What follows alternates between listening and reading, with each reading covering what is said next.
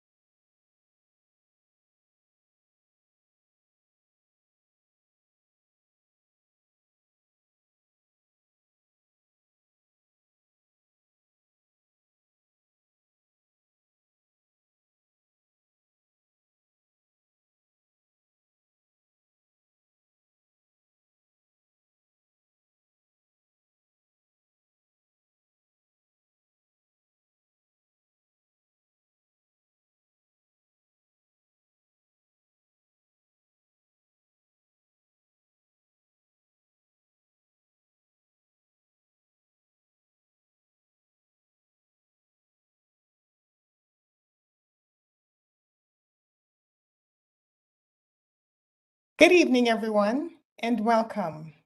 I'll be reading the land acknowledgement now. We respectfully acknowledge the territory in which we gather as the ancestral homelands of the Beothuk and the island of Newfoundland as the ancestral homeland of the Mi'kmaq and Beothuk. We would also like to recognize the Inuit of Nunatsiavut and Nunatutavut, and the Innu of Nitisassinin and their ancestors as the original people of Labrador. We strive for respectful relationships with all the peoples of this province as we search for collective healing and the true reconciliation and honor this beautiful land together. In this spirit, I pose this question: what actions are you personally taking to contribute to the healing and reconciliation? My name is Dr. Dolores Mullings, and I am the inaugural Vice Provost of Equity, Diversity, and Inclusion and Anti-Racism at Memorial University. I am so pleased to be here on behalf of Memorial this evening and to welcome you all to the Fifth Coast Lines Book Club event discussing Us Now by members of the Quilted Collective Writing Group. With names like Michael Chamney, Megan Gail Coles, Kevin Major, Sonia Boone, Alan Doyle, these are just a few of the many world-renowned authors who come from and write about Newfoundland and Labrador. Coastlines is about encouraging Memorial University's alumni, staff, faculty, students, and friends to connect through a common love of reading and of literature from this province, written by authors from this province, many of whom are Memorial alumnus. Us Now represents the evolutionary range of voices that compose the literature and life fabric within Newfoundland and Labrador. The stories in Us Now, written by racialized writers, provide new perspective on the cultural and racial fabric of this province. As Lisa Moore writes in her introduction to this anthology, the colonized world, both in Newfoundland and those places I've never been, opened up for me and became new, even as the Commonwealth began to crumble and cries for decolonization grew louder. Lisa's sentence foreshadowed the stories between the covers of Us Now. I am so honored to be here, and I'm excited and looking forward to this discussion. Tonight, Angela Antle has returned as our host for the evening. Angela is well known for her 30-plus year career with CBC as an award-winning audio and documentary producer. She is a proud alumna with a Bachelor of Arts in 1991, and now she has returned to Memorial as a PhD student pursuing an interdisciplinary project exploring climate change on Atlantic islands using podcasting as a research method. She's also an instructor of podcasting in the creative writing program. We are so thankful to have her as our host of Coastline's book club events. On behalf of Memorial University, thank you to everyone for being here. I will now turn things over to our host. Thank you, Dr. Mullings. Such a nice introduction. Thank you. Good evening, everyone. Welcome to Coastlines. I'm really excited to celebrate this breakwater book, this short story collection called Us Now. I happen to be in the classroom sometimes when some of these stories burbled up. I just happened to be there some days. And it was a real, it was a lovely experience to meet these new emerging writers who are now taking the place by storm. So Us Now really roves from Indonesia to East Asia to the Middle East. It passes through Africa and the Caribbean on the way through the Americas. But Us Now is essentially, really at its essence, a book about Newfoundland and Labrador. These are stories by racialized writers who call this place home. It's a book of juxtapositions, about human complexities. These stories are about the act of enduring, about being settled and unsettled, and understood and misunderstood, about distance and togetherness, parents and children, the horrors of homophobia, the joy and pain of lifelong relationships, and so much more. We're thrilled to have Dr. Sobia Shaikh with us tonight as the featured contributor. Dr. Shaikh is a faculty member at the School of Social Work. She's a co-chair of the Anti-Racism Coalition of Newfoundland and Labrador and co-lead of the Addressing Islamophobia in NL project. She has deep community ties with anti-racist, Indigenous, arts, women's, disability, youth, student and environmental justice organizations across Canada and especially here in Newfoundland and Labrador. As an activist and active community member, she sits on several boards and committees across the country and the province. She is a founding member of the Quilted Collective of racialized Newfoundland and Labrador writers who have written Us Now. Sobia began her creative writing career as a closet poem writer at the age of 14. She's published poems in the Oakville Beaver. She began creative writing again seriously thanks to Lisa Moore's creative writing class for racialized writers in 2019. And though she never thought she would, she has been bitten by the short story bug. She participated in the November 2020 Playwrights Atlantic Resource Center Cabaret, where she read a short monologue called Bedroom Talks.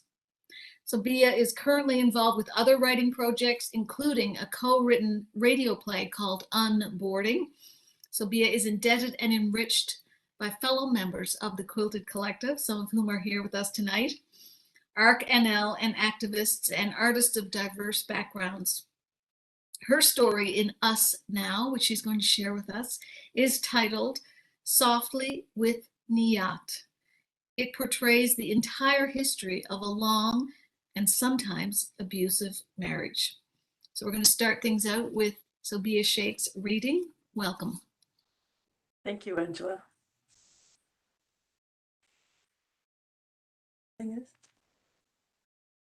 You're staying. Your marriage is not a pyar ki shadi, but you like to tell stories of romance. Like the time he secretly brings you fruit to eat on your dusk-lit balcony, sneaking up the gray concrete steps to spend a few minutes gazing at your charming banter. You dreamily recount moments of his tenderness wistfully as you fold the laundry on the couch with The Young and the Restless buzzing in the background. And you jolt into reality when you remember that he moved you to this land in which you don't belong. You are pregnant when he leaves, and you wait until he tells you that it is time to join him. You remember the fear you feel and how young you are when you travel in a jahaz for the first time. You're 6-month-old in your arms for more than 24 hours. You tell stories now of how baby is sick, and you don't have enough diapers, and you have to wash the putrid, sticky diapers by hand with soap that smells like industrial fumes in the hissing airplane bathroom. And you remember the rushing relief you feel when you land on this land. You don't talk about it as much as you exude it. The breath-jolting sadness of leaving while you try to find home in this land in which you don't belong. You remind yourself your children are young, and he shows his love through loving demands and cruel control. At least you say, he provides for you, he does not stray. And he devotes himself to creating a good home for you and your children.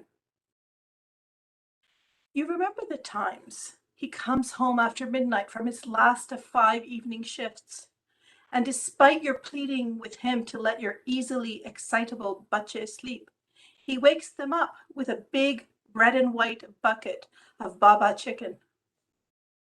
His bubbling, jovial voice is a contagion offered on the chipped faux marble kitchen table, and you send the children off to contented chicken skin fueled sleep, smelling of grease and the baba's 11 secret spices and herbs. And so you reconcile each act of love with each moment of aggression, as if you are keeping account on a balance sheet. Every time he hits you, every act of brutality is a red mark, and every act of generosity or kindness or love is a black mark.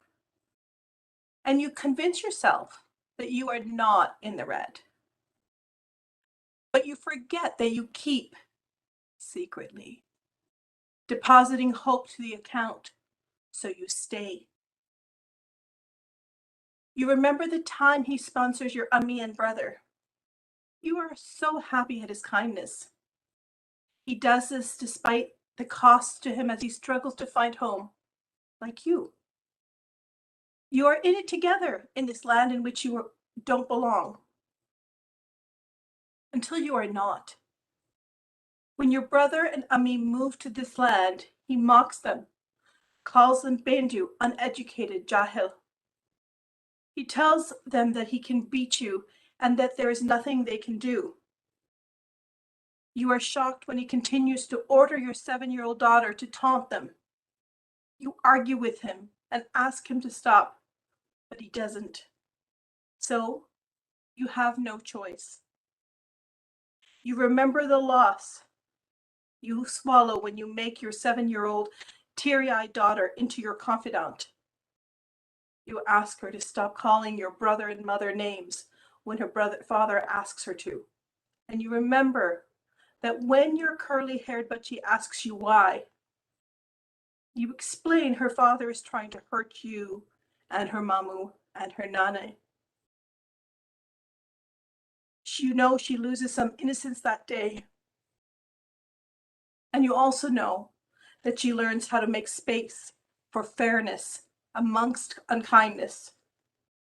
And so you stay. You think about leaving. You remember that he tells you that you are good for nothing, and you get a job at a factory that makes those woven wooden fruit baskets with the lime green stamps. You make friends in that conveyor belt screeching and humming and voice-filled warehouse floor. And you become someone that people trust when you shamelessly speak up to the foreman. You feel like you're making home in this land in which you don't belong. But soon you get home after a long shift and he tells you to quit. So You tell your 11-year-old daughter that you plan to leave. She stands on top of the second floor, sun-baked wooden steps of the split-level brick bungalow, and she looks at you with eyes darkly darting with fear. You recognize that look. She says, "Nay, if you leave, she will stay and take care of her father." And so you stay. When your children grow up, they ask you, "Why do you stay?" They look at you as if you are weak, as if you are unable to think for yourself. They talk to you like people have all these years in this land in which you don't belong.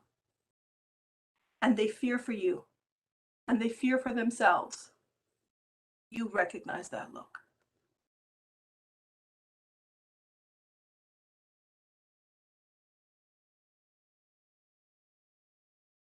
Thank you, Sobia Shaikh. That was powerful. I'm really looking forward to getting into the discussion, but first we have to introduce some of our other guests. And I understand my video is a little bit glitchy, so please forgive me for that. Forgive my internet. We're also joined tonight by Santiago Guzman. He's a writer, performer, and director and dramaturge, originally from Mexico, now based in St. John's. He's the artistic director of Todos Productions, the artistic associate for Playwrights Atlantic Resource Center, and general manager for Neighborhood Dance Works here in St. John's. He's a proud member of the Quilted Collective Writing Group and a proud alum of Memorial. His work as a writer aims to put local underrepresented narratives and characters on the front lines, whilst inviting audiences to appreciate the vibrancy of Newfoundland and Labrador from a diverse perspective. His story in Us Now is titled Vanity. Welcome, Santiago. Hello, Angela. Thank you so much for having me. I'm very, very excited to be here and great reading, Sobia. I'm so proud of you and I love hearing your words come out of your mouth. I love them. Thank you. You've already met Dr. Dolores Mullings, but we haven't officially welcomed her.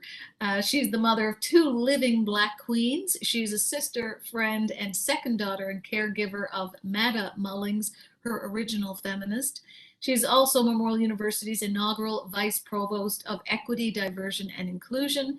She's demonstrated extensive content expertise in human rights and equity leadership in community-based organizations and academic institutions. Welcome, Dr. Mullings.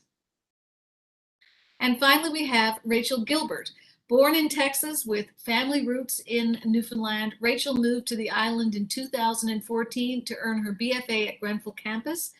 As an interdisciplinary artist, she specializes in painting and printmaking with subjects ranging from animals and nature to still life and portraiture. Recently, she worked as the outreach coordinator at Eastern Edge Gallery, and she's also one of the lead organizers of the BIPOC Creators Collective of Newfoundland. Welcome, Rachel. Now, as always, with Coastlines, viewers can type their questions in the comments at any time, and we'll put them to our assembled guests. So please do ask some questions. This is meant to be an interactive evening. Now we're going to start with a discussion. And Sobia, I want to know about the seeds of this story. Is this a story you've carried with you, the story you read for a long time, and finally when you were in Lisa's class, it blossomed? What was the sort of trajectory of your story? I have carried these stories for a long time. I have worked in anti-violence work for a long time, and so some of the stories are personal to folks that I still know and love, and some of these stories are more from the community. And this this story is a very strange history in the sense that I had actually begun to write about 20 years ago. I wrote a little essay while I was doing my PhD about how racialized women, and particularly South Asian women and Muslim women, were cast as perpetually in the what is it, in the victim role. And so I was trying to look at social policy and seeing, so I told this story as an entry point into this essay to be able to unpick about where women have agency and when they don't, and what happens when the gaze of colonialism and whiteness looks at these women and misinterprets or misunderstands not just women of color, but also women who've been in experiences where they experience in families where they experience intimate violence of different sorts. And it just sat there. And it's been sitting there for like literally 15, 17 years. And I decided to dust it out, and this is what came out of it. It's funny how Lisa Moore's writing classes can do that with these stories that you carry in your heart for a long time. She gives you the space, she creates the space to help them blossom, doesn't she? She does. You get to be brave in different ways. Yeah. Santiago, do you have a question for Sobia? Sure. I think that this collection of stories and the makeup of the authors in the anthology is so rich, and I'm hungry. I think I know the answer from my perspective, but I would love to hear from Sobia, her perspective on the importance of a collection like of stories like Us Now for the Newfoundland and Labrador literature. What does that mean for us as a community? What does that mean for the craft? What does it mean for the makeup of our current society? Well, I think I'm always hungry for stories that are from perspectives I don't hear much about. I started off, I know you're not asking about me, but I guess I'm telling you about me. But I started off reading a lot of literature, particularly from the Victorian era, in like Jane Austen, and I liked, classical British literature, and a lot of teen adolescent authors who were white, who were settlers in the spaces. So I became really hungry for real different people who had different life experiences from different places. So when I came to Newfoundland, to the province of Newfoundland and Labrador, I started looking for those stories, and there were not a lot for me to look for. I had made some decisions about 5 to 7 years ago that I was really going to focus on reading literature from racialized perspectives from the global South, and I had been doing that. But when you come to a new place, which is not a place you know or necessarily understand, I think you often feel like you have the need for understanding the place you belong to. And so I wasn't finding a lot of stories. I had read, Sharon Bala's book, for example. I've read a few other pieces from Indigenous perspectives.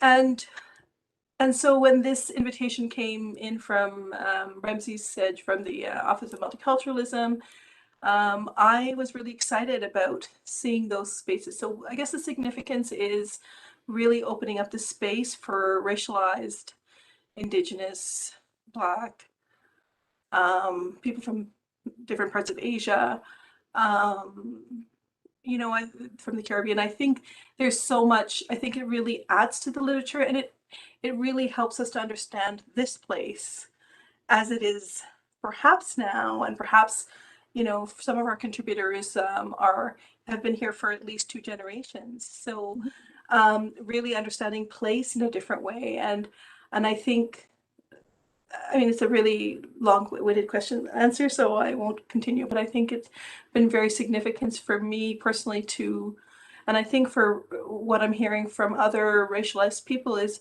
for reading stories from people like themselves, even though we're so diverse. It's interesting that once the space was made, it really is about space making, right? Once the space was made, the creativity, the ideas, all that was there. It was really just providing that framework in some ways to ruminate on the idea of home and the idea of place. And yeah, I know, Santiago, your story sort of touches on home in the collection. Do you want to tell us a little bit about the story that you have? Absolutely. Thank you, Angela. And thank you, Sobia, for your answer. I think that there are so many things that I can relate to.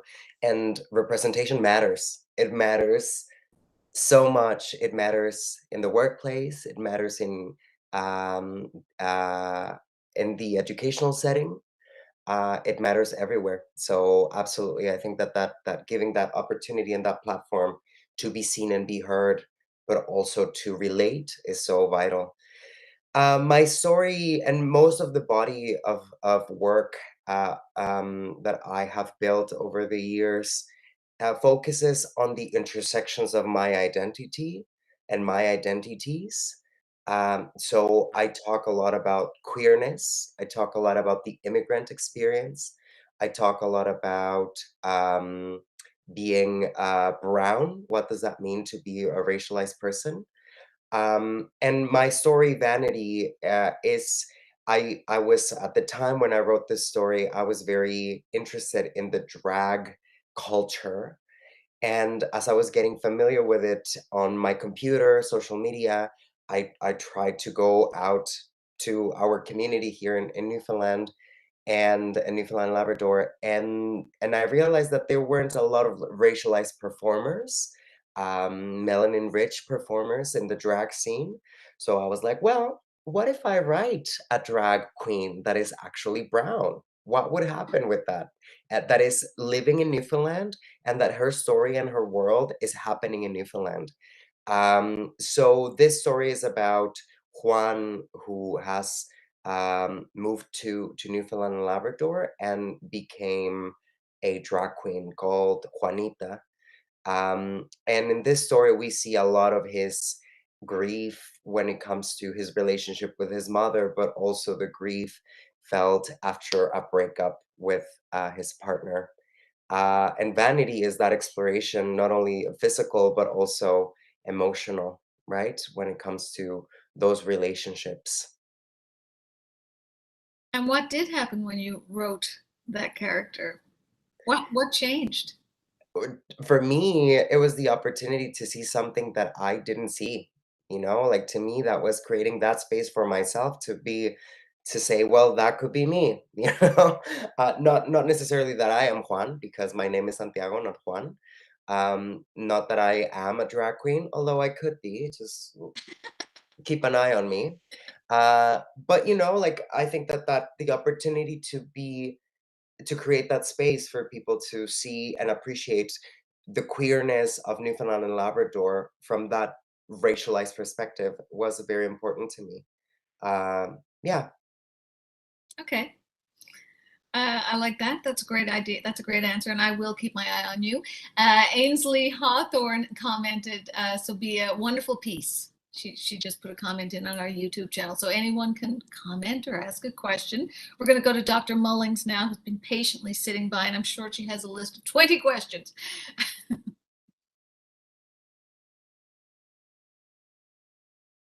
Oh, don't forget to unmute.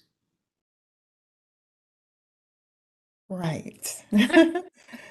Thank you so much for the opportunity to engage in this forum.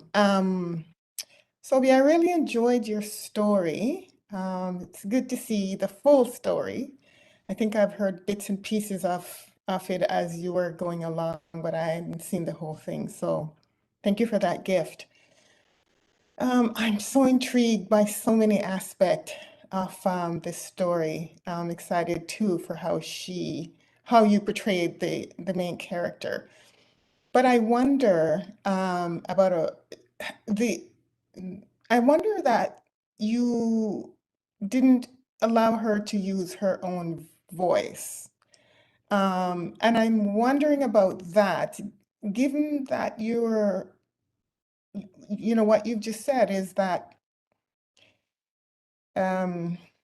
you know, you've been picking away at this for a while. You've seen some maybe caricatures of what women who are survivors of intimate partner violence or abuse, some of the stereotypes around who they are and what they are. And so I'm wondering if there's a risk of not having her use her voice, stereotype her as being weak. Just so I guess that's two questions in one. I think that's a really interesting question, and so the person who's narrating, I always envisioned it somebody who had walked with her, like her best friend or her sister, or somebody who'd walked with her through this piece, who is reflecting, bringing her up. The initial one was actually, the initial story I wrote actually was from the perspective of a child witnessing it, but that was particularly troubling. And then I tried writing it from a first person, and I felt, for some reason, I felt the you was more truthful, and it worked better the way an intimate other would. And again, like, you know, and for me, it was a female character who was narrating, even though you don't know that, but it's somebody who's walking with her. Um, and and really, it was about, for me, the you became a choice about a strength that this woman has a resource, somebody who could see her and reflect back as truthfully as possible to, you know, with her story. But I do agree that if she had spoken in her own words, I almost felt that she wouldn't have maybe been able to see as much. I think when we talk and when we speak as women, as non-binary folks, when we speak, you know, in these communities of care, we hear things reflected back in ways perhaps that we don't see ourselves. So it was the intimacy that I really wanted to get at with the second person. And it worked for me, for what I was trying to tell.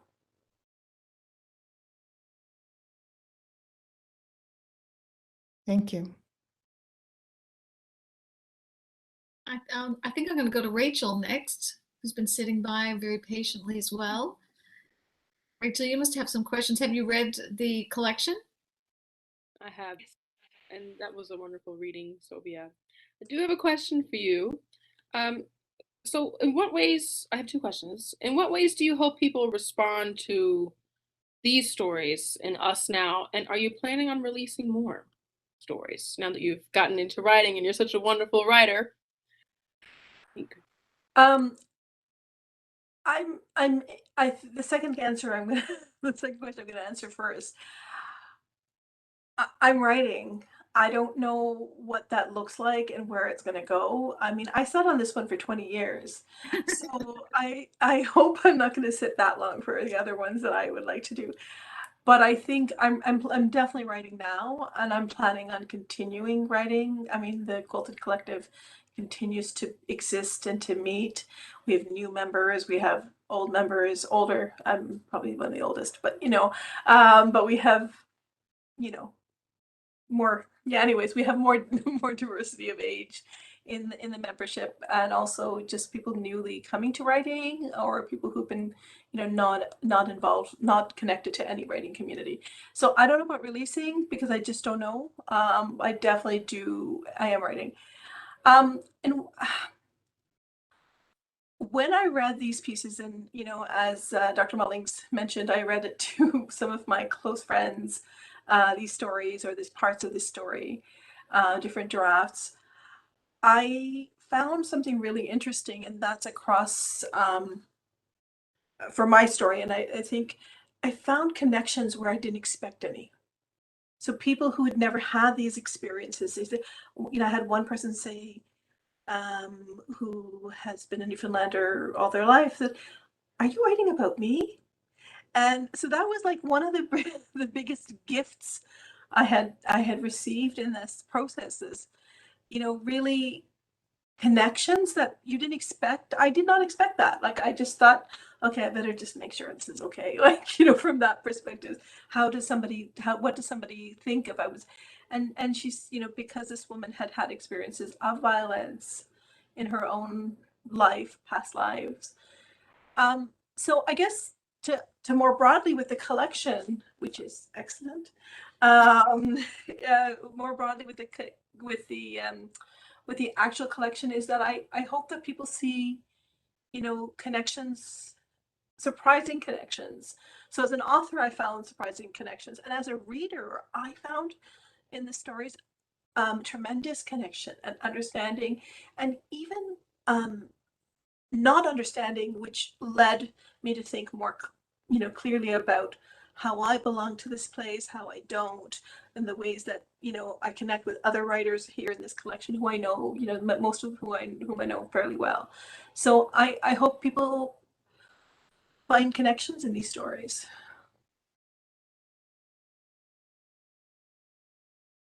No, I have in your story. Thank you, Sobia. Can I ask Sobia and Santiago, what has the reaction been to the collection?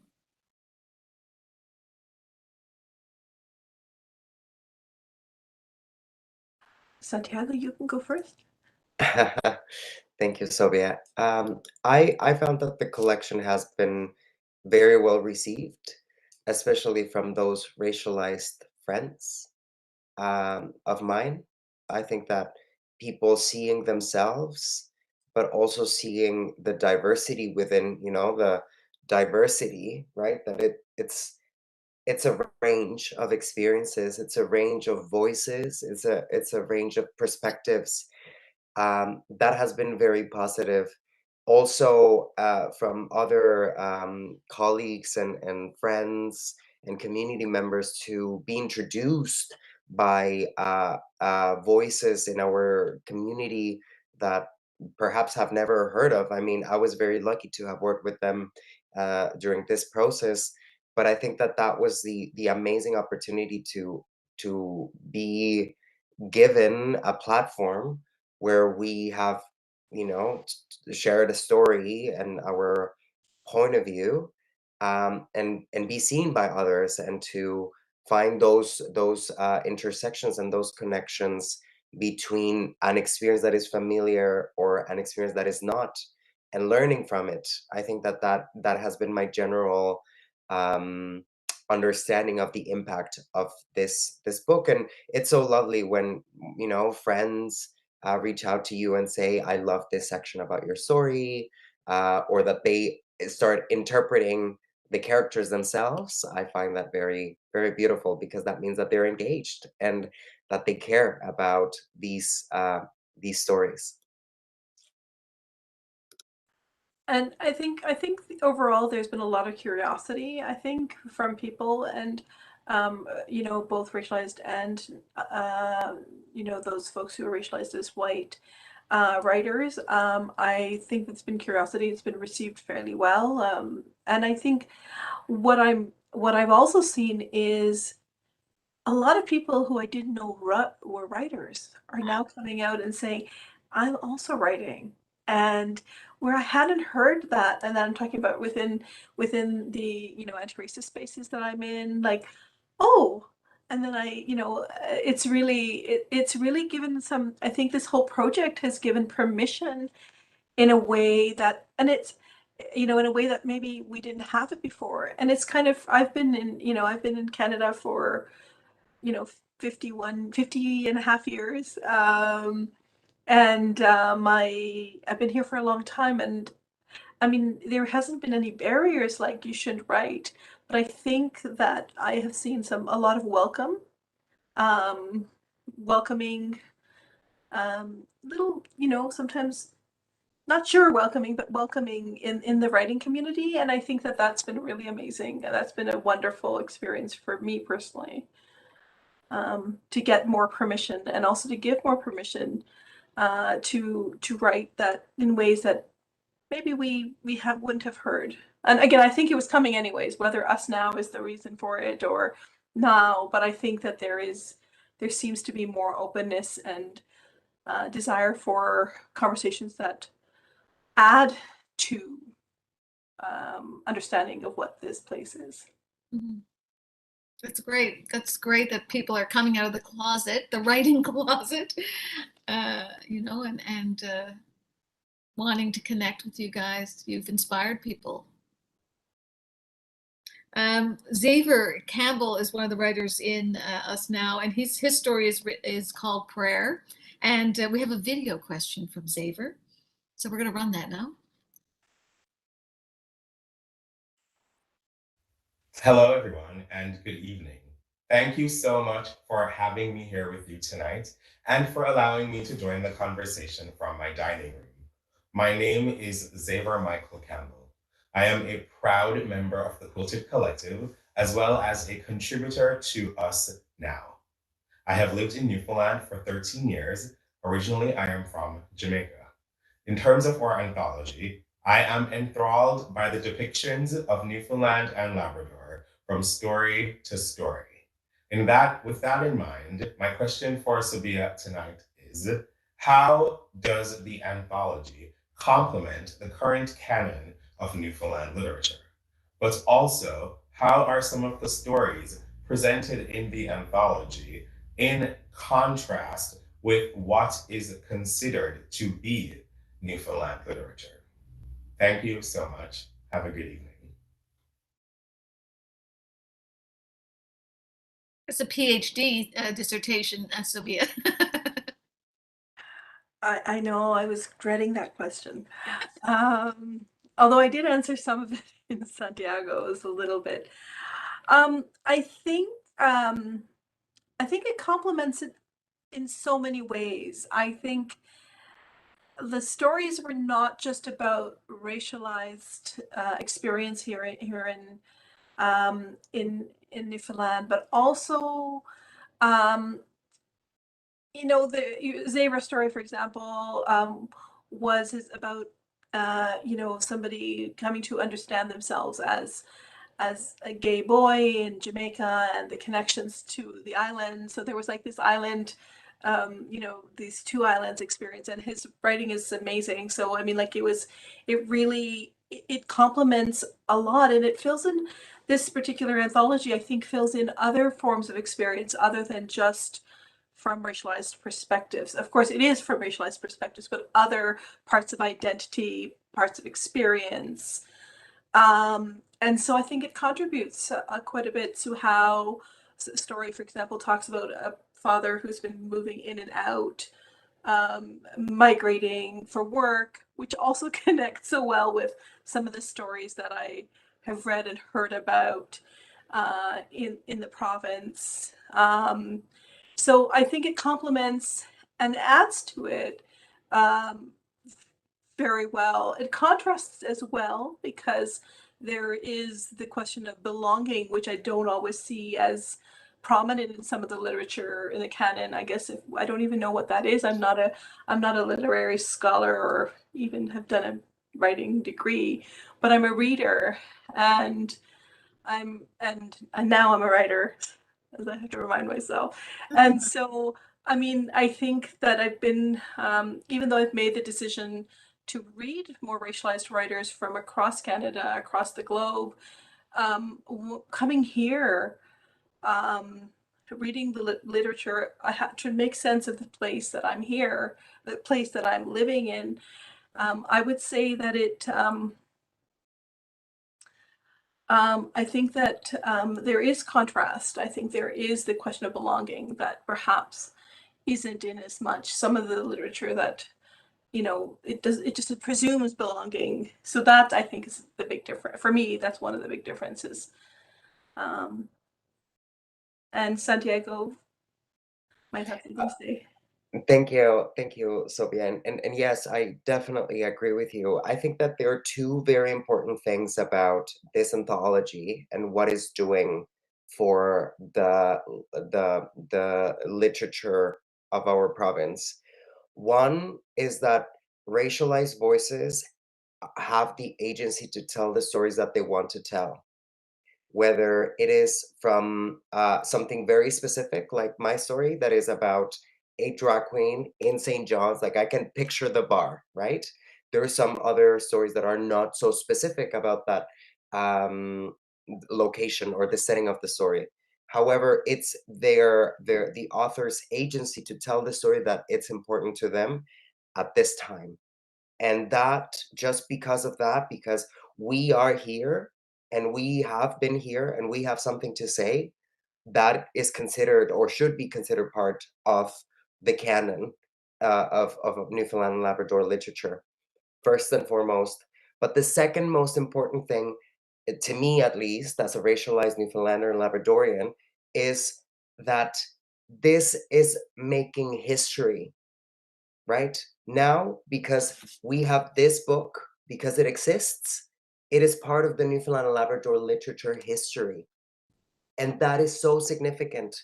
I am amazed and I am so grateful that William Ping wrote this beautiful story called The Chinese Lady, which speaks of the influence of early Chinese immigration to Newfoundland and Labrador. There you go. Like there is a sample that there are stories about immigrants and racialized voices that we have not been seen, that we have not heard. And to me, it's so important that these stories, that these voices come to the surface first and foremost without, finding a way and that agency to tell what we want to tell. And I think that this is something that is so important and very late, I must say, but it's so important and I'm so grateful that this exists, that us now is making history in that sense, that in the future people will look back at this anthology and say, Newfoundland and Labrador is diverse, has always been diverse. Has always been, yeah, yeah. It's true. It is history making. It's a huge accomplishment. Congratulations. I can feel Dr. Mullings vibrating. No? Do you have a question or anything to add to Santiago's impassioned comments? Well, I mean, I'm really enjoying the conversation, but I agree in the sense that, a lot of what is presumed to be Newfoundland is very one-dimensional. It's assumed to be one group of people, mostly white settlers. And, it excludes everyone else. And even when we speak of, even within white settlers, the nuances and uniqueness isn't even present when we speak of Newfoundlanders and Labradorians, right? So I agree that this piece of literature is not only groundbreaking, but it's really important. And its importance highlights the uniqueness in this land, right? In this province that has been hidden or erased. Because as many of us know, and people before us who migrated to this province and people who've lived here for hundreds and thousands of years, know that, there has been racial and cultural and, I mean, everybody's an ethnic, but also ethnic diversity as well. But I think this particular piece of work really opens things up in a way that I haven't seen it here as yet in the province. And I think, I really think it's paved the way for a lot more people, like the people in this anthology, to feel as if they can do something similar. And if they have something under the bed somewhere for the last 12 years or 18 years or 20 years, I feel like they're going to be encouraged to, bring it out. So I'm really pleased about that, about this piece of work. I'm happy. I'm pleased, I'm happy, and I'm excited. Santiago, I really like your piece as well. I enjoyed the complexities of the characters, and I say characters. Yeah, I really liked it. Before I go to Rachel, thank you, Dr. Mullings, for a question. I just want to remind viewers that you're welcome to comment, ask a question, just type it in the chat, and we'll have a go at it. You know, we'll try to answer the question. Rachel, did you have anything you wanted to say about the sort of groundbreaking nature of this project? Yeah, I agree. Like, I haven't really seen anything like this here before. And I mean, I've been here now since 2014, and you can notice, I've noticed a change in Newfoundland and Labrador over that time period from here to now. And I think having things like this, I mean, yes, we're seeing these stories now, but they're not new. They've always been around. You know, it's good that they're out there now, but in a way, when I see this, sometimes I think critically, like, what's taking so long? And so, I mean, you know, it's fantastic. Like, I do have a question though, I guess for Sobia. The Quilted Collective, how exactly, for those who don't know, how did that come about? How many members are there now? You say you have new members, and how can other racialized folks get involved, or how can people support the group so we can have more work like this for people out there? Rachel is pushing for a second anthology. Maybe. Yeah, I see that. Okay, yes, we will do one. Uh, or some of us will. The Quilted Collective came out of, there was a little pot of funding that the Office of Multiculturalism at CBC, I believe, I don't know the whole scoop of that, so maybe Angela was there at the beginning, so perhaps she can give a little bit of a rundown. But it was a little project that where the purpose was to actually have a few classes, a writing group. I don't know if it's a full writing group, but definitely classes about writing with Lisa Moore, and then that an anthology was imagined of some sort of production. And I think there was some talk about doing some video recording as well, perhaps podcasting, but I don't know about all of that. So we got together in a 6-week class, and then our expectation was to continue our work as we polished, you know, a few stories. And that's how Us Now happened. And the Quilted Collective came out of a discussion about, well, what are we going to call ourselves for this anthology? And it was, you know, it was a quilted conversation. There was a lot of, you know, and it just came about that way. And I think, so we have continued to meet. We're working on a project, on a radio play. We've been working on one we are doing, and not all Quilted Collective members are involved in that. We've been recruiting, I guess, in a way. We just started again in October of this year after a few months break. And we basically had people we knew who wanted to join us. So it was like kind of like word of mouth. And so that's, I think you can get in touch with us, you know, at Santiago and myself, if you're a racialized person who wants to do writing, where we do have a few members. So it's really this kind of connection network is how we've actually, what actually has happening. We don't have a method, I guess. We're kind of making it up as we go along, as I understand many writing groups do. And so, and I guess supporting us, my answer is buy the book. That's pretty bold, but also support and encourage writers. If you're a writer yourself, support other writers. You know, there's some really amazing, there's a lot of amazing networks out there that racialized people don't know about. Even those of us who've been here for a long time, there's resources like Park has been doing some really good work. Santiago has been part of that work. There's been the Writing Association of Newfoundland and Labrador. They've been doing some good work about, promoting racialized writers to join them. So, doing that kind of work, really, that's, I think, how it's supported. Like hearing more stories by racialized people or people who we don't, Indigenous writers. I'm always surprised that we don't have more Indigenous writers here in this province, given the large percentage of folks who have identified as Indigenous. That is completely erased in what we understand of the canon, and I'm really glad, so I mean, I think supporting each other and other racialized writers, that would be one of the ways. I think really supporting, offering space, offering expertise. Hey, how do you get published?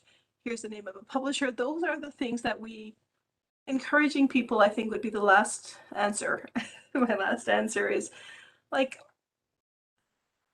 I think we had some really rich discussions in the Quilted Collective about whether we're writing for white settlers or whether we're writing for each other. How do we use language? Do we use, like, you'll notice in my story, as in many others, like Rajuelas, who uses other language in the writing. So we've been like kind of playing with those things. So I think encouraging different language in our writing, so-called canon, being used to different voices and intonations.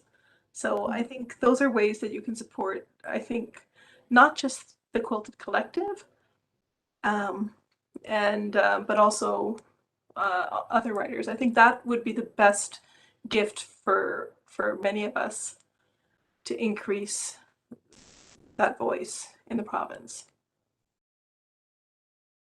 And of the resources that you gave there, Sobia, PARC is PARC, right? Which is Playwright.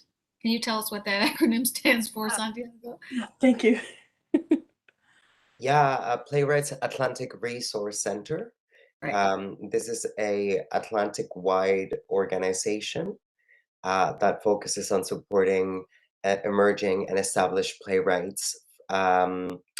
And I am the artistic associate for the organization. And one of the things that I basically, through my theater company, Todos Productions, I was doing a lot of work trying to foster the diverse voices, not only racialized, but also queer, Indigenous, and artists with disabilities. I was really interested in, um, because for those of you who don't know, I have an acting degree. I am an actor, but because I never saw myself represented in the work that was given to me or the opportunities that were given to me, I was always cast in white characters. I could never be my full self. And that's how I became a writer, because I had to write those parts that were allowing me to present my full range. Um, so through that work and realizing the power of words and that agency that I was achieving through my writing, I wanted to encourage and give some resources and develop skills for others. And then through that work with my theater company, Dos Productions, in association with Robert Chafe, an artistic crowd of Newfoundland, we developed this program. And then with Playwrights Atlantic Resource Center, they realized that I was doing that work here in Newfoundland and Labrador, that I was especially hungry and eager to create space for racialized voices in the community. So then I was brought into the organization as the artistic associate to create space for racialized voices across the 4 Atlantic provinces. So my work focuses on that, focuses on, okay, what are the things that we can offer to our membership to develop those skills? How can I serve them better? How can we connect them to other fellow writers? And so anyway, that's the work that I do. I am really encouraged and really looking forward to creating a community where we can all see themselves represented in the work that we see, that we can see and hear stories, relate to these stories, but also having access to these services and professional development opportunities that historically perhaps have been limited to only a handful. So anyway, that's part of what I do. If I could just interject here a little bit, I just wanted to point out something that's obvious to me, perhaps not obvious to some of our listeners, that the people in this room who've been speaking, you know, from Angela, Rachel, Dolores, they've been at the forefront of ensuring diversity of voices in the creative world. They've been groundbreakers for, you know, for discussions about, um, you know, some of the exclusions, you know, the sometimes racist exclusions that exist in the province. And I mean, you know, Dr. Mullings is the inaugural vice president at EDI, and she doesn't come to that without having done some really difficult work in making space for folks like myself in the academic realms. Santiago's production company and all of his work, advocacy work in relation to ensuring that the theater world and various other creative worlds as well, he's been the, you know, the mover and shaker around these issues. Angela, your role at you know, in CBC, also really supporting new artists. Your reputation precedes you. Like, it's just really important work. And Rachel, you know, as again the founding member, but also the person who does the most in the BIPOC Creators Collective, getting us together, like that is significant. That is so different than the way when I first came here, I didn't see this diversity 11 years ago. And the BIPOC Creators Collectives moving across different artistic and creative forms, even the word Creators Collective instead of Artist Collective, because many of us don't see ourselves as artists in a particular way. And there's arguments. People tell each other off when we have these conversations, but it's really this space. The artist was, or even the word artist doesn't necessarily encompass all the work. I mean, it, you know, we can have an argument about this, I think, but the Creators Collective was a conscious political decision to include people who were doing different modes of creation and connect and making culture for Newfoundland and Labrador. And so, like, I'm really, you know, honored to be in here with all of you. Oh, Sophia, that's so nice.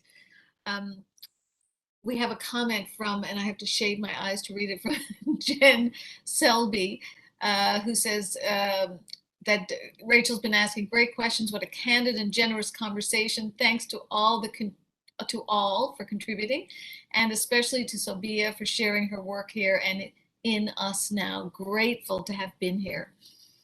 So, so people are listening and watching the conversation, even if they're not asking too many questions online. But we do have another question on video, another Us Now contributor. We have a video from Zuhao Shu, and we're just going to get that up there now. Hi, this is Zuhao Shu. I'm one of the contributors of Us Now. I was born in Taiwan and I've been a proud Newfoundlander for almost 30 years. My question for Sobia is this. You're a gifted scholar and accomplished educator in the field of social justice. So how does your professional experience inform and inspire your creative process?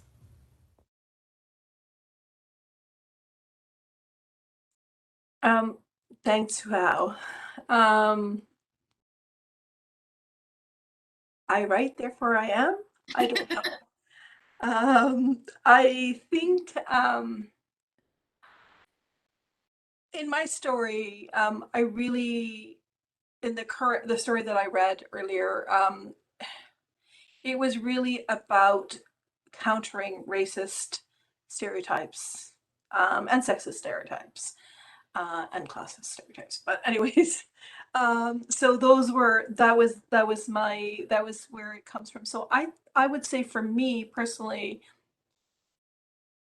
I think I tell story for a purpose.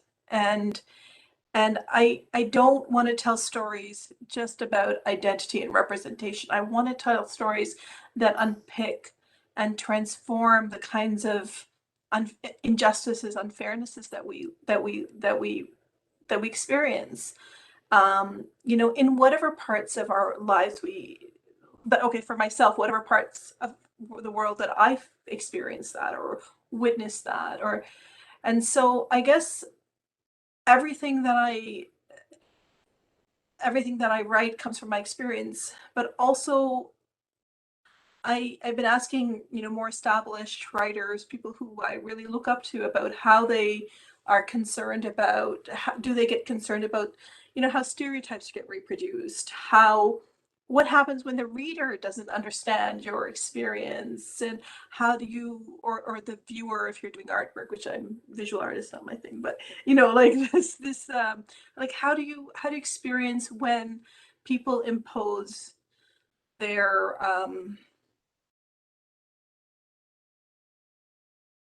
their you know their unjust or unfair stereotypes on you, like in these readings. So I think that's probably the opposite of the question, because that really does stop my creative juices. But I think fairness and the idea that there's a possibility of something beyond sort of the hard experiences, that's the creative seeds of what I write. I think, like, I know there's something better. I just may not have known it, and I'm writing for those reasons, is to see if there's a way, if there's a more fair world, if there's a more kind world. And I don't mean kind, in simplistic form, but I guess just is a better word.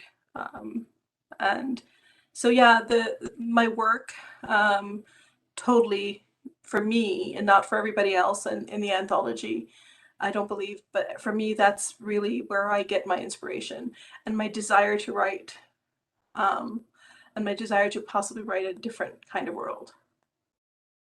A more authentic one. Yeah, yeah, I think so. It's probably a good time for you to talk about your Newfoundland lit picks. We have a slide of some of the things that you've been reading. Sobia, do you want to tell us about the books here? Yeah, I would. I'm just So I had 6 books that I wanted. I was asked for 5, but I had an honorary mention. The Boat People, by Sharon Bala, 2018, was one of the early Newfoundland books I had read. Well, it's not entirely true, but one that I consciously read was a novel which centers the experiences of complex and memorable people applying to take refuge in Canada. And the novel brilliantly draws you into a web of interconnected stories about becoming or not becoming a Canadian. So that was one of the books that I really suggest reading. The second book was by Lisa Moore, Flannery. I realized after reading this book, I really love adolescent young fiction novels. I didn't remember that I did, but I really love this one, and it's really memorable for me. I'm not young anymore, but I was really mesmerized by this 16-year-old main character, named Flannery, and with the heartbreaking and complex troubles of the world she so gracefully, and actually not so gracefully, which I also relate to, navigated. Um, and so those were 2. I actually had another book on there, but I took it off, so I won't say that one. The other third one was My Indian by Sakamam Miseljo and Sheila O'Neill. And it's a retelling, rich retelling about the life of Mi'kmaq guide Sylvester Joe and his journeys with colonial explorer Cormac. And it offered many gifts of reflection to what today looks like the historic present. And I couldn't put this book down, and I'm still kind of pondering what it means for us today. The other one was already a pick in the series last time, or this summer. What the Oceans Remember by Sonia Boone. And I'm an academic. I have to, come out as that, accept that, and I really enjoyed it. It was a part memoir, part scholarly exploration, and part travelogue. And she blended all those different parts really well. It was seamless. And it's an intimate journey with the author's work to uncover long buried histories of oceans, lands, and journeying. And I can't say, how that, and it really connects. One of my favorite scenes in the book is actually talking about Middle Cove. And it really was, it was really nice to read that because Middle Cove is one of my favorite places too in the province, or at least in and around St. John's. The fifth book is a poetry book which I really loved. This Is How It Is by Sharon King Campbell, and it's just out this year. And every poem in this collection is vital, fresh, and nostalgic. And from fish and fog and field notes to symphony and static. And Sharon King Campbell's words are delightful and soothing for me, and I really enjoyed it. And I actually, when I was been reading those poems, I can't read too many of them because they're really so beautiful. So I've been reading little bits, and I'm finished it now. But I had took me a little bit longer just to savor it. And the last book is an honorable mention because I'm currently reading it. Land of Many Shores, stories from a diverse Newfoundland and Labrador, and a different kind of diversity. And it's really some short essays that kind of graph the unique vibrancy about life here in the province from diverse and sometimes unheard voices. In fact, Dolores Mullings is one of the Dr. Mullings chapters in here as well. And the list of authors and chapter titles are impressive, and the stories themselves so far have not disappointed. Great. Thank you for sharing those picks with us. We have another comment online. Patricia Dold says she's watching and listening. I'm intrigued by and respectful of literature's power to teach, to demonstrate truths. Great example from Sobia and the other contributors. I have a question before I go once more around the table before we end for tonight. And I'm just wondering, since the collection has come out, Sobia and Santiago, has it changed how you feel about being part of the arts community here in Newfoundland and Labrador, your identity as Newfoundlanders? Yes, for me. I would say yes for me. I think I've done writing on the mainland and been part of writing groups, but this has been different for me. Somehow, maybe I'm old enough to appreciate it, or maybe the right people were in the groups and in the writing community that I'm meeting. I don't know, but there was a really how I think of myself. Even though I'm ambivalent about being called a creative writer in some ways, sometimes I'm also more sure that I belong here in a funny way, and belong not just in the writing world, but also in Newfoundland and Labrador. And that's really been, so it's been important for me. And the other thing I said to a lot of people is I do a lot of anti-racist work with other racialized people, and academic work along the same veins. But it this is the first time I've had an experience of being with racialized people just to do something other than fight racism. And for a long time. And because Newfoundland is my new home, I don't always have those connections with community. And really this has been significant on how I feel I belong here, on this land, but also in the writing world. Great. Santi? Thank you, Angela. I mean, yes, of course, obviously. I think that I am not a published playwright, even though that is like what I write most plays. Yet, stay tuned. Uh, so obviously having my name in a book that, as I said, to me is making history in Newfoundland and Labrador literature is significant as an artist. It's a big accomplishment. I think that what is like the biggest accomplishment of this anthology for me, I think, was that when I moved to from Corner Brook because I went to study out there, the West Coast.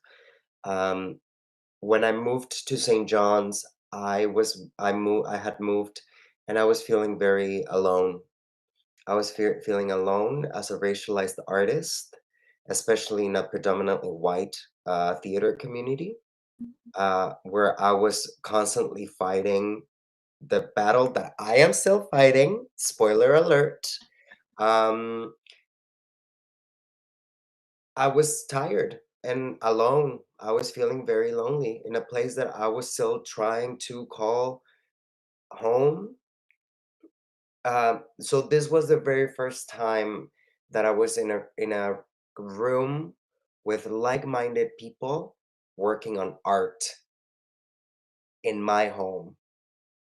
And that was one of the very few moments back in 2019 when we started with this project that I felt that it was okay to be different, and I say that in quotation marks. Um, that it was okay to not be from here and to feel like you could be a part of it and that you had something to say. That was the very first time. And honestly, I think that going back way back to a point of like supporting artists, I am amazed to follow each one of these artists and see what they're up to. Not only about the book, because there are people like me who are not only creative writers, but also playwrights. They're musicians like Zai, William Ping, who now works at CBC, but also a beautiful writer. Um, uh, so I think that that to me is like creating that community was very important and significant in my sense of belonging to this place. Yeah, it was a pretty magical, those classes were pretty magical when you guys got started. It was like something broke open in And the English department.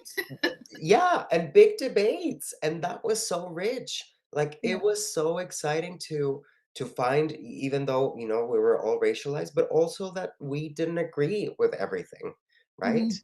That Mhm. we were not thinking the same way, and that was so rich.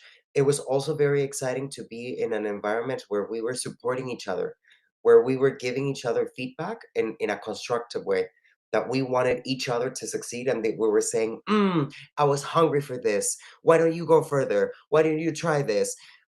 Like that, so such an amazing environment that, especially in the arts where it is so competitive, it's very, different difficult to see. So anyway, I agree with you, Angela. It was a very special place. And Yeah. I want to say, like, also, if I could just say one thing, like, I think, the folks from this writing group, they were like, some of them were completely, some of us were them, us, so I don't know which one, were completely new. And, um, you know, uh, there's like sweetness in so many of the stories, and there's angst and anger in so many of the stories. Like, Aisha's story is one of the sweetest stories I've read in a, ever. And Nabila's is so poetic in so many ways. Like there's like every Richard's so rich, looking at different generations. And I think that and it couldn't have happened without Lisa Moore. And I think Lisa really, like, she wants us to take risks even when we don't want to. She makes us take risks that we don't want to. And that is like one of, why can't you do that? Like I can't channel her as well, but like, why, what do you mean you can't do that? And so there's like this real love for for writing and for us really was transmitted to us. And I think that space of lovingness or caring about each other's creative expression, creative growth, that really comes from, from I think from Lisa, and I think from each other. I mean, like I said, everybody in the group that is in the group, who's in this Us Now collective, we're we're all committed to each other's, just not in the group, but also outside of that. And so, anyways. That was beautiful. Dr. Mullings, do you have some final words? You know, it's fascinating because I've sort of been wondering about some of the things that Santiago and Sobia just spoke about. But before I say what I'm going to say, Sobia, you spoke to the work that a number of us in this room have been doing in the province. And I also want to highlight that you are on the front lines in the gutter. Wherever it's happening, you're there. But also, what I really admire about you is that you're always in a place where you're, I don't want to use the word mentoring because it's become sort of like an overused term, and it doesn't actually capture, I think, what I see you do is that you help to create agency. So, you make sure that whoever you think needs this thing or this experience or this exposure, you ensure that it gets to that person so that they get that opportunity for growth and development. You're one of the most selfless people I know. Sometimes to your detriment, I think. But I just really needed to say that everything you said about the rest of us, I, I see that in you and then some, So I also want to say I appreciate you and the work that you're doing. Um, and I'm so glad that you're in this province, you know. Um, but I guess I wanted to just compliment the Quilted Collective. And since all members aren't here, the two of you can sort of like, those of you that are here can um, take this back, is that it's actually quite fascinating that all of you with different backgrounds and different perspectives, very strong personalities, were able to stick to it. Um, and as you're talking about supporting each other and doing the things that were needed to be done in order to reach a certain goal. I don't know if you had the goal originally, but it's quite impressive that you're able to do this, because what I wonder is how are you able to hold on to that collective and hold on to that love? Because even people who love each other sometimes can't get to the goalposts. So I guess that's a question that I guess you don't necessarily need to answer because you've answered some of it already, but I want to highlight that and comment on it and congratulate all of you for the work that you've done. And thank you for laying the foundation for those of us that are coming behind that will be knocking on Breakwater's door anytime soon. Thank you. Thank you, Dr. Mullings. Rachel, do you have some final words? I would also like to congratulate everybody in the Quilted Collective and everyone who put together this beautiful collection that is Us Now. And I like Dr. Mullings said, I look forward to seeing what comes next after this. The path is set, it is there. The first bit of ground has been turned, and I look forward to seeing what comes out of people in this province, seeing what surfaces and what comes out and what stories are shared. And same thing for Santiago and thespians alike and visual artists alike. And I look forward to the future here in Newfoundland, Labrador. Thank you. Thanks, Rachel. Thanks, everybody. And Congratulations, Us Now, for your generous and insightful anthology. It was such a pleasure to discuss it tonight and introduce it to more people. And I think that wraps up our evening. So thanks to our partners at the Emira Innovation Exchange, in particular, Tech Master John Duff and Riley Shea. And here's a reminder that books make great holiday gifts. Breakwater has a 50% off sale. So you can go to their shop on Stamps Lane or go to their website. And some of the books we've discussed tonight and others are 50% off until, where does it say? Probably until Christmas. I'm just going to say that. And if you haven't yet joined Coastlines, please do. We have a group and there's discussions going on all the time about what the next book is going to be and when the next event is going to be.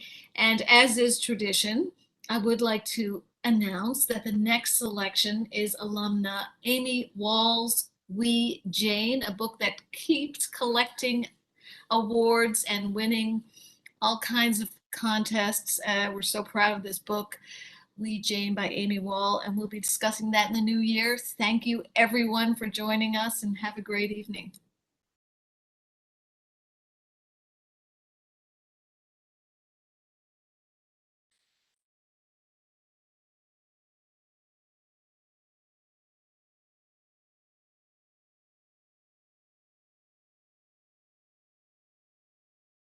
I think we're done.